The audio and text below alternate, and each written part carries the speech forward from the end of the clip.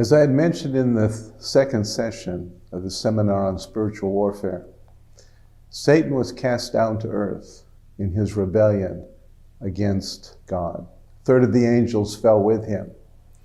And this comprised his dominion of darkness. God went ahead and created man. He went ahead with this plan. Man was placed in this Garden of Eden, and we see now the enemy appear in this garden, just as it says in Ezekiel 28 that he was there in the Garden of Eden. He was there, and he came as the serpent, the deceiver, because he wanted to prove his point. He wanted to prove that really man was not up to the task, that he was weak, and that he could be deceived, and that he could sin just as Satan has sinned. He could fall just as easily as Satan had fallen. And so he presented his side of the story, questioning God, questioning God's wisdom, his goodness, and his ability to demand something from his creation. So they buy into it. We know the story. They fall into sin, and now they become slaves to sin and to their new master, Satan. Darkness has covered the earth. And they lost their position as the legitimate authority here on the earth. And that position was passed over to the enemy, to Satan. So during this time, this period of time, he has that legitimate right to rob, to kill, and to destroy. And he plunders mankind. We see over and over again the disasters of that one decision, that one disobedience that took place with Adam and Eve. But we have to remember that Satan, even though he tries to portray himself as a god, he does not have the attributes of God. He cannot be in all places at the same time. He's not omnipresent. He's not omniscient. He doesn't know everything. And he's not omnipotent. He's not all-powerful. He does not have these attributes that only God has. So this is why we can engage him and we can have authority over him. But we must understand the very nature of this warfare. Because he is a created being and because he has limitations, he must create a domain in which there is levels of authority and influences. He has a third of the angels. Remember, and these comprise his kingdom or principality here on the earth. In Ephesians chapter 6, it says something very interesting. It says that we do not fight against flesh and blood. And then it begins to talk about a certain levels of this, or I call them layers of this warfare. It says in verse 12, it says, "For we do not wrestle against flesh and blood, but against rulers, against authorities, against cosmic powers over this present darkness, against the spiritual forces of evil in the heavenly places." Okay, now I know there's many different translations about this one verse, naming these different levels of power in the demonic realm. But let me just show you the first one here. It's rulers, or in some versions, they use the word principalities. It has to do with geographical areas. These geographical areas were determined, set over areas of influence. Usually they followed the very kingdoms of this earth. In Ezekiel 28, it begins that chapter addressing the Prince of Tyre, which was a human ruler. And then verse 11, it goes into addressing the king of Tyre. Now this is superior to the Prince of Tyre. And that king is Lucifer. Okay, so we see that there was a spiritual being that was over a physical being or a natural person. So we see this happening in Daniel chapter 10, where it talks about the effect of Daniel's intercession. And it reveals that the prayer was answered, was heard on high. An angel was given the responsibility to bring the answer to Daniel, but he was resisted by the prince of Persia. And then later on, he said, I must return because the prince of Greece is coming.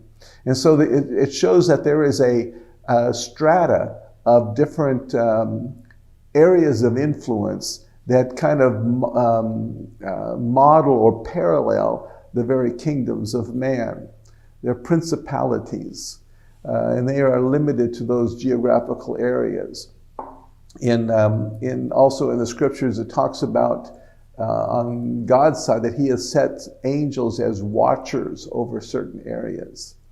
And these watchers can be like over a certain people group, like over the nation of Israel, or over Michael seems to be that watcher or that angel responsible for Israel. Then we have different other examples of that in Scripture. But just to show you that this probably the highest realm is over these different kingdoms or people groups or geographical areas. The second refers to cosmic powers. And these cosmic powers have to do with the transmission of ideas, words, the things that can control multitudes of people across ethnic and geographical boundaries. They can be the isms like the communism or capitalism or materialism or these different Buddhism, Islam, the religions, different things, philosophies. They can begin to have their effect over multitudes of people, humanism, and it changes their mindset and sets them under the very influence of the devil. So that's those cosmic powers. And then you have the domain of darkness. And this is another area that is in the heavenly realm that can overshadow groups of people, and they can be different aspects of the culture, different areas of prejudices and mindsets that begin to affect people and change their behavior so that they would cooperate with the enemy's ultimate purpose. And then you have hosts of wickedness. And these hosts of wickedness are the demons that we have to confront on a daily basis. These demons are spirits that have no body, and that they are desiring to inhabit a body so that they can express their personality. Now, these hosts of wickedness is what we have to deal with more than even the others. The others we deal with, but more in an indirect way. But the hosts of wickedness we have to deal with in a more direct way. Demons we have to cast out. We are not called on to cast out princes over areas or these cosmic powers. We have a way to address them, and we'll talk about this in this seminar. But the demons is what we have been given authority to cast out because they desire to inhabit in people. When the Bible talks about these levels, he refers to them in the heavenly realms. Now, we need to understand what the heavenly realms is.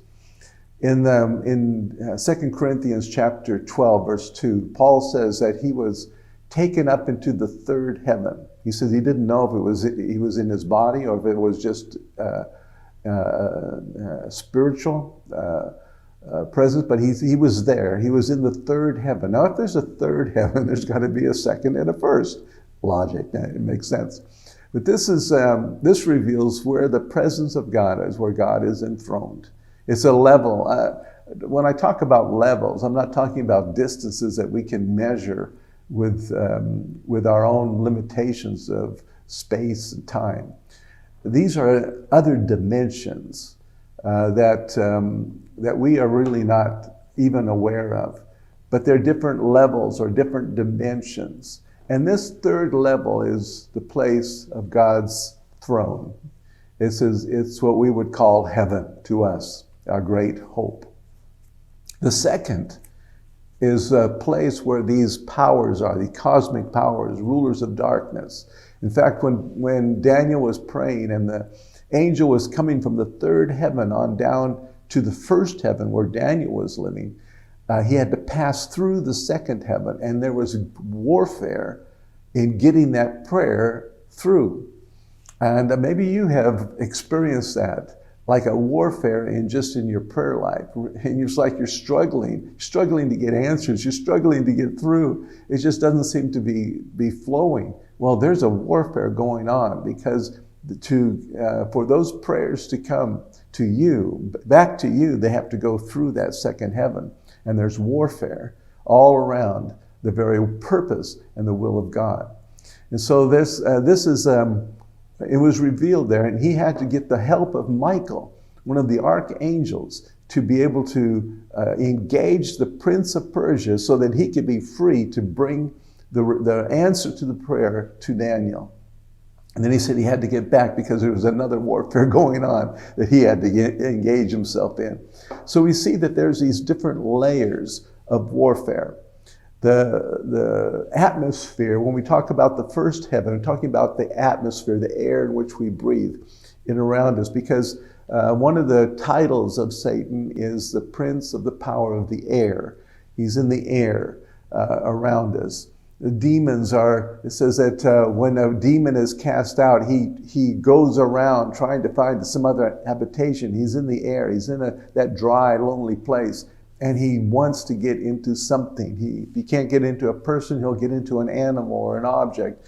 But he desires to express his personality, to bring forth some type of influence for his master, our adversary, the devil. So we see this picture of these different levels of warfare going on all the time in different spheres over us and around us. And they're used, and they're spread out, or they can affect man through the very institutions of man, through the very conquests of man, through the things that man establishes. They want to occupy that. They want to occupy these domains of darkness, want to occupy mountains of influence, governments, influence governors. They want to influence the media. They want to influence education. They get into these institutions of mankind and try to express their demonic agenda and to bring forth the will of their master. So on all these areas during this seminar, we're going to be addressing those to see how we can fight this good fight of faith. But let's just concentrate now on an area that is our responsibility, and that is the area of expelling demons, or having to deal with these hosts of wickedness. And in Jesus's ministry, more than even healing the sick was the casting out of demons. And many times the casting out of demons was a direct correlation to a person getting healed. Not all the time. Sometimes he healed, sometimes he cast out demons and they were healed. Sometimes he just cast out demons. And so so we need to understand this is our level of warfare. We need to be very well equipped, well prepared. We need to know how to use our weapons, how to be protected, and how to gain the victory. The next session, we'll talk more about this area of the demons.